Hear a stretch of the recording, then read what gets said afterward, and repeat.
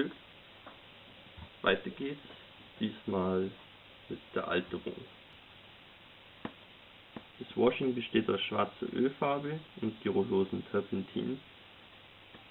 Das Mischungsverhältnis ergibt sich einfach aus der Grundfarbe vom Modell eigentlich. Bei helleren Modellen braucht man was leichteres und bei dunkleren Modellen wie hier kann man schon mal ein kräftigeres Washing nehmen. Wie hell oder dunkel das dann aber ausfällt, ist Geschmackssache.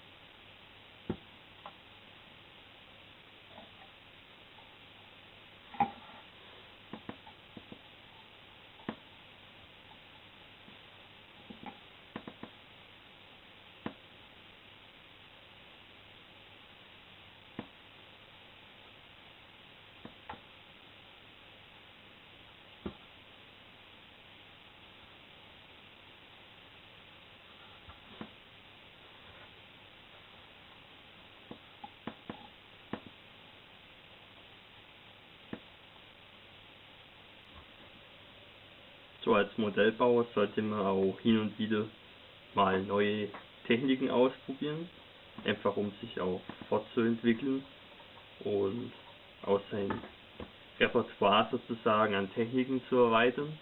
Außerdem will man ja auch überall mitreden können. Diesmal will ich mal Filtern ausprobieren.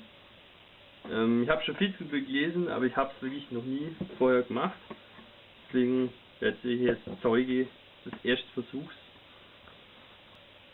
In der Modellbauzeitschrift, die ich oft lese, hat auch mal jemand den Hetzer mit der Hinterhaltstannung gemacht und der hat eben auch gefiltert.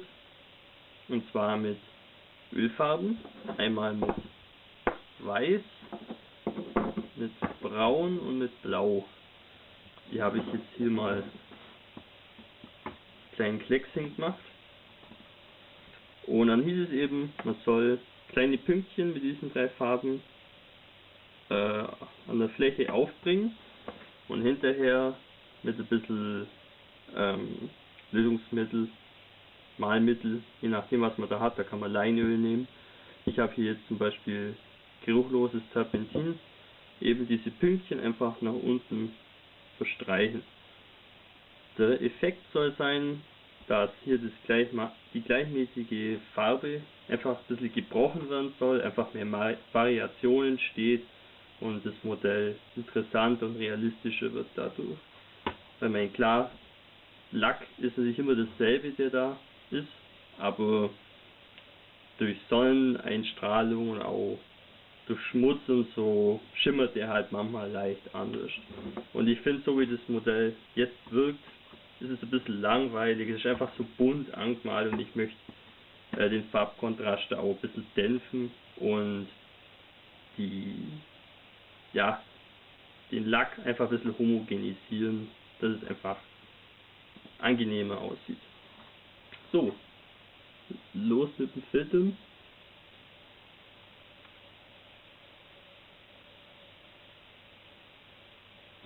Ich weiß jetzt auch mal nicht wie viel, aber einfach mal ein paar Pünktchen.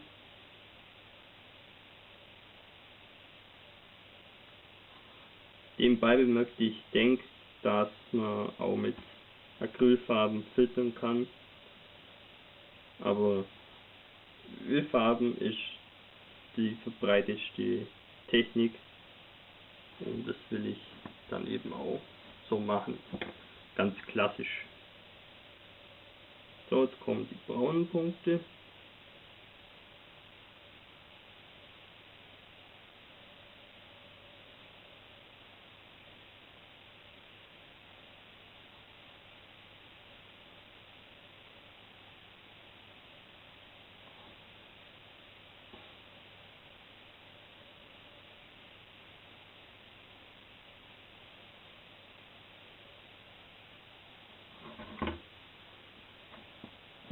Und die blauen. Das finde ich am interessantesten, dass da Blau zum Einsatz kommt. Bin ja da ein bisschen skeptisch, aber Na ja, gut, probieren wir es mal. Die Ölfarben haben ja eine ziemlich geringe Deckkraft, wenn man die dann verdünnt. Also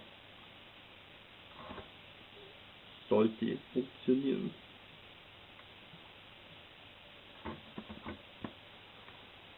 Gut, jetzt habe ich hier einen relativ dicken und weichen Pinsel und eben das Terpentin.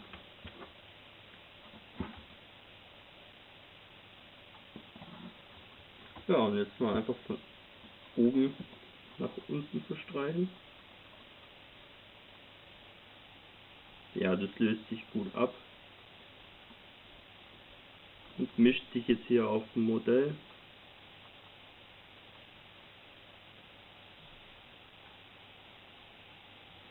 Ja, das sieht gar nicht schlecht aus.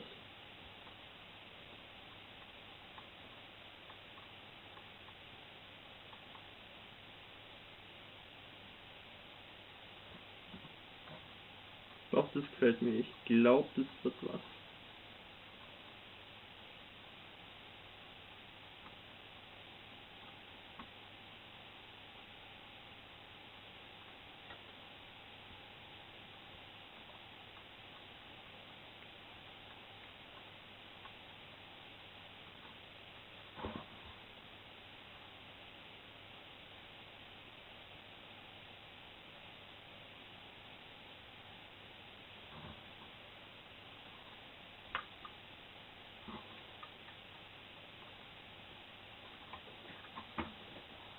Also eine sehr interessante Technik und das Ergebnis ist eigentlich auch das, was ich mir jetzt erhofft hatte.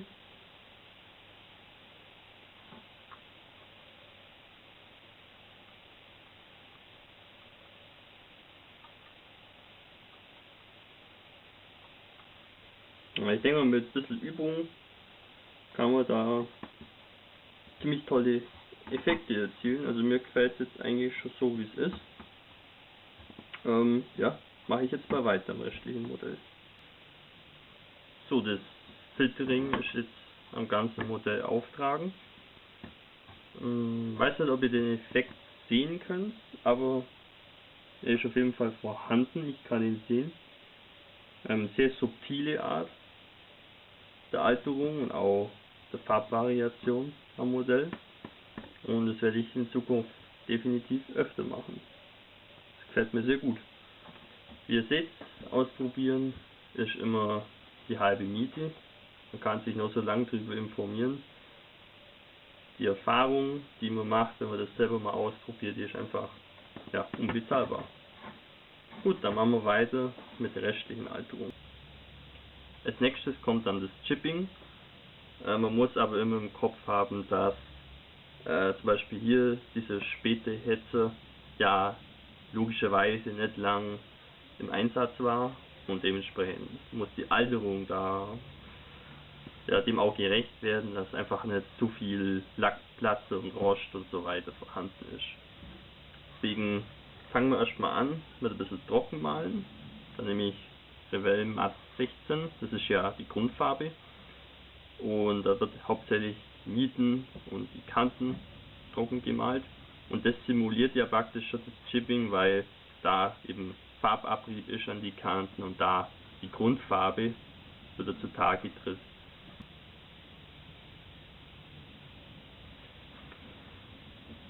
So, man muss natürlich dafür sorgen, dass an dem Pinsel nämlich viel Farbe hängt, einfach nur ein bisschen.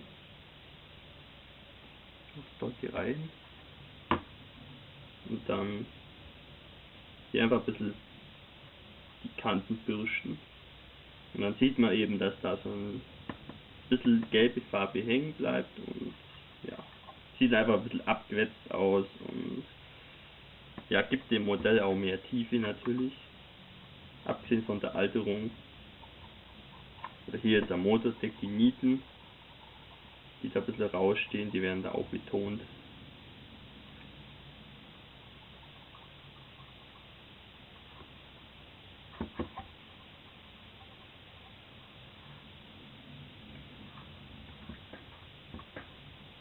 So wie bei jeder Alterung muss man natürlich alles mit Ziel und Maß machen.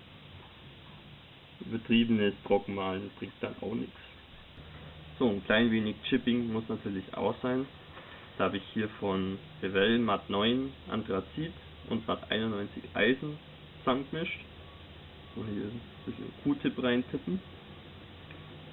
Und dann kann man hier an den Kanten vorzugsweise ein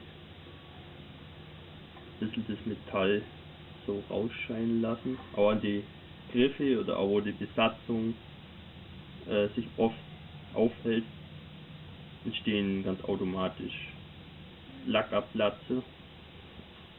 Und da kann man dann hier das ziemlich gut darstellen. Aber wieder müssen wir halt im Kopf behalten, dass das Fahrzeug maximal ein paar Wochen im Einsatz war gegen Kriegsende und deswegen die Alterung ja sehr dezent ausfallen sollte. Somit einfach nur eine größere Variation beim Chipping zu erreichen. Werde ich jetzt mit Mat 83 Rostbraun noch ein paar Chips aufbringen, aber nur wenige. Es gibt dann einen relativ interessanten Effekt, weil wir einerseits Chips haben, wo man das Sandgelb sieht, dann haben wir Chips, wo man das blanke Metall sieht und dann brauchen wir jetzt noch praktisch was dazwischen und es wäre dann die Rostschutzfarbe, die im Werk aufgebracht wurde und die hat eben auch so eine rostbraune Farbe gehabt. Dass man praktisch die verschiedenen Lackschichten hier am Modell dann sieht und das ist natürlich dann auch realistisch. Einfach da, wo das Metall ein bisschen rausscheint, machen wir daneben oder außen rum dann diese rostbraunen Flecken hin.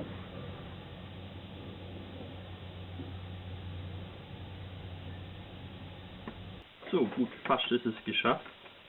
Jetzt brauchen wir natürlich am Fahrwerk noch ein klein wenig Schlamm. Und dafür verwende ich wieder mal MIG-Pigmente und ein bisschen Weißleim. Oder Holzleim, ja.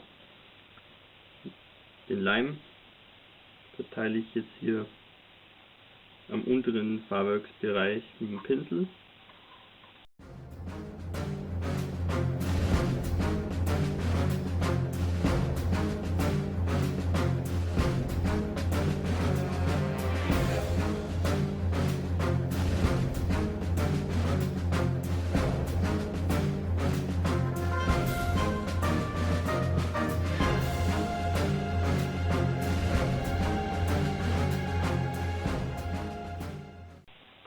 Gut, und dann gibt es eben von MIG hier das Dark Matte.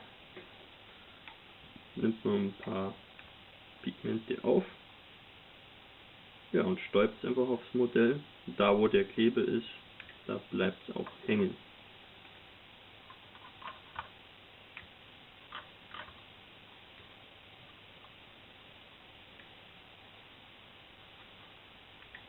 Ein Panzer ohne Dreck ist ja langweilig. Nee, ich bezweifle auch, dass es das wirklich gibt.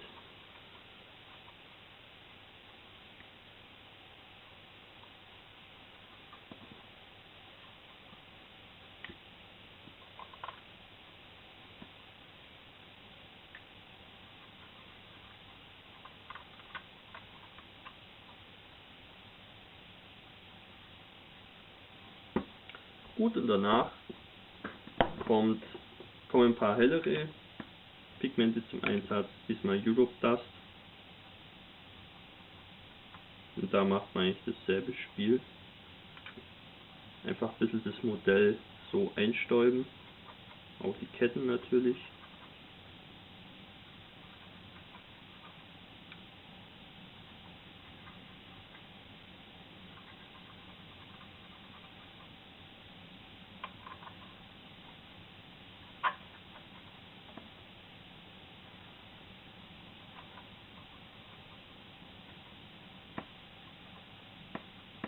Ja, das sieht schon mal ganz gut aus. So, nachdem wir hier die Pigmente benutzt haben, um das Fahrwerk ein bisschen zu verdrecken, bringen wir jetzt noch ganz wenige Rostspuren auf mit MIG Light Rust Effects. Und das Fahrzeug hatte im echten Einsatz jetzt nicht wirklich Zeit, ein bisschen Rost anzusetzen, aber ja, ich mag den Effekt irgendwie, deswegen bringen wir ein paar kleine Rostspuren noch im Modell auf.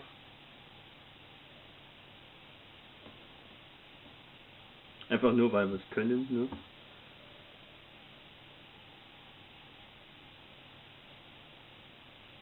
Ja, da braucht man einen sehr dünnen Pinsel dafür, sonst kriegt man so richtige, ja, Rostautobahnen und keine kleinen Anflüge von Rost, wie ich das gern hätte. Muss man sehr sachte arbeiten. Gut, für zusätzliche Staubeffekte habe ich jetzt noch ein bisschen mit der Airbrush mit Matt 87 und Matt 89, das sind zwei relativ helle Brauntöne, hier das Fahrwerk noch ein bisschen eingenebelt. Und ja, das muss ich ja nicht zeigen, das habe ich schon ziemlich oft mal demonstriert. Gut, ist noch zum Schluss hier am Fahrwerk, an die Räder, noch ein paar Ölflecken aufbringen.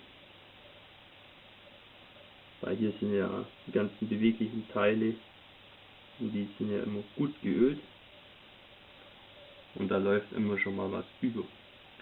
Dazu verwende ich von MIG das Dark Wash. Das ist da ziemlich gut geeignet dafür.